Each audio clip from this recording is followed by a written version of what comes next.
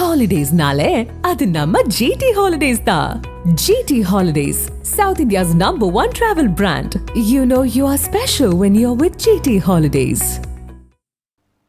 தஞ்சாவூர் மாவட்டம் கீழத்தோட்டம் கிராமத்தில் தமிழக அரசின் வீடு கட்டும் பணிகள் கிடப்பில் போடப்பட்டுள்ளதால் கீழத்தோட்டம் நாடியம்மன் தெருவில் வசிக்கும் மக்கள் குடிசை வீட்டில் வாழும் நிலை ஏற்பட்டுள்ளது. இதுகுறித்து அப்பகுதி மக்களுடன் எமது செய்தியாளர் நலீம் நடத்திய கலந்துரையாடலை பார்க்கலாம். தஞ்சாவூர் மாவட்டம் பட்டுக்கோட்டை அருகே உள்ள அதிராம்பட்டினம் ஏரிப்புறக்கரை பகுதியில் உள்ள நாடியம்மன் பகுதியில் நிற்கிறோம். இந்த பகுதியில் சுமார் 50க்கும் மேற்பட்ட குடும்பங்கள் வசித்து வராங்க. அதாவது தற்போது பெய்த ஒரு மழையால் இந்த பகுதி மக்கள் பெரிதும் சிரமத்துக்குள்ளாகிறாங்க.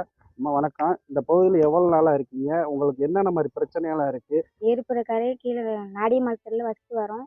இங்கே வீடு வசதி இல்லை, குப்பையாக இருக்குது, ரோடு வசதி இல்லை. வீடு கட்டி கொடுத்தனால குழந்தைங்களுக்குலாம் அடிக்கடி முடியாமல் வருது சார். அதிகாரத்துலேருந்து எங்களுக்கு கொஞ்சம் ஒத்துழைங்க சார். நாங்கள் ரொம்ப கஷ்டப்படுறோம். பகுதியில் பார்த்தீங்கன்னா எல்லாம் இந்த பகுதியில் வசிக்கிற எல்லாம் மீனவ மக்கள் தான். இந்த பகுதியில் ஒரு அனைத்து வீடுகளும் குடிசை வீடுகளில் தான் இருக்காங்க. மிக மோசமான நிலையில் இந்த பகுதியில் வசித்து வர்றாங்க.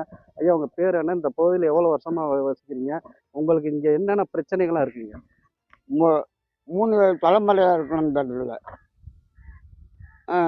அதனால கவர்மெண்ட்டு எங்களுக்கு, ஆனால் அவங்க கொடுக்குறாங்க, மக்கள் அது இருக்கிறவங்க வாங்கிக்கிட்டு எங்களுக்கு ஒன்றும் எதுவுமே செய்ய மாட்டாங்க.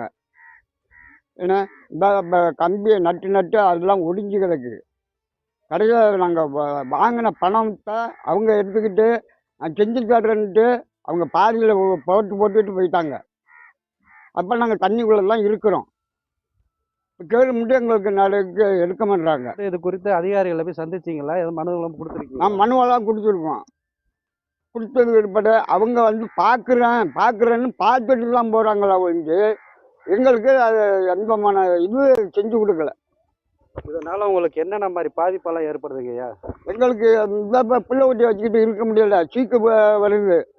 பிள்ளைகள்லாம் இந்த மாதிரி காடு வசதியாக இருக்குது. பிள்ளைகளை வச்சுக்கிட்டு இருக்க முடியல. ஒழுங்கான வீடு இருந்தாலும் நாங்கள் இருக்கிறதுக்கு கூரை வீடு அதுலேயே இடிச்சிட்டு அவங்க கவர்மெண்ட் கொடுக்குற பணத்தில் இவங்க வாங்கி நான் கட்டி தர்றேன் அப்படின்னு இந்த காசை வாங்கிட்டு எங்களுக்கு அப்படியே போட்டுட்டு போயிடுறாங்க. இங்கே கிட்டத்தட்ட ஒரு 55 வீடு இருக்குது சார். குழந்தையெல்லாம் தண்ணியில் கிடக்குறாங்க. வீடு வசதி எதுவும் கிடையாது. எல்லாம் கூரை வீடு, தண்ணியில் தான் சமைச்சி எல்லாம் சாப்பிட்றோம் சார்.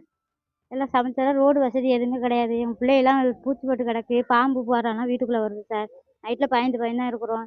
மழை வந்தால் கூட கரண்டெல்லாம் கொடுக்க மாட்டாங்க சார். எப்போயாவது 100 கரண்ட் வந்தால் தான் சார். இல்லைன்னா இந்த கொசு கடியிலையும் அதில் தான் குழந்தைகளை வச்சுக்கிட்டு இருக்கிறோம். இந்த பகுதியை பொறுத்த வரைக்கும் இந்த பகுதி மக்கள் மிகவும் இந்த மழையில் மிக சிரமப்பட்டுக்கிட்டு இருக்காங்க.